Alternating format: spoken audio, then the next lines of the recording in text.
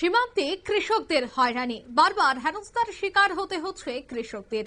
সমস্যা সমাধানে এবার মহকুমা শাসকের কাছে উপস্থিত হয়েছেন ওয়াকফ বোর্ডের চেয়ারম্যান মফস্বর আলী। কৈলাসহর মহকুমার সীমান্তবর্তী এলাকায় কৃষকদের চাষাবাসের সমস্যার সমাধানে বোর্ডের চেয়ারম্যান কিন্তু সরাসরি সাক্ষাৎ করেন মহকুমা শাসকের সাথে। তবে এই সাক্ষাৎকারে কি বলছেন ওয়াকফ বোর্ডের চেয়ারম্যান মফস্বর আলী, শোনাবো।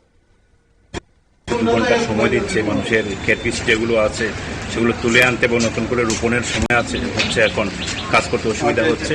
আমরা এসডিএম এর দ্বারস্থ হয়েছি, এসডিএম এর সাথে যাতে বিএসএফ এর সাথে বিষয়গুলোকে কথা বলে এই এলাকার কৃষক যারা আছেন তারা যাতে অন্তত সরকারি নিয়ম মেনেই তাদের বর্ডার ফেন্সিং এর বাইরে যাদের চাষবাস আছে সেই চাষ যাতে তারা করতে পারেন, উৎপাদিত ফসলগুলো নিয়ে আসতে পারেন, এই ব্যবস্থা করবার জন্যই আমরা জনগণের সবাই আমরা একসাথে এসডিএম এর সাথে কথা বলেছি। এসডিএম বলেছেন আজকে 1-2 দিনের মধ্যেই উনি।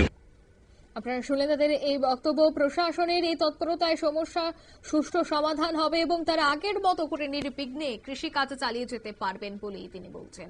নিয়ে নিচ্ছে ছোট একটি বিজ্ঞাপন বিরতির সঙ্গে থাকুন।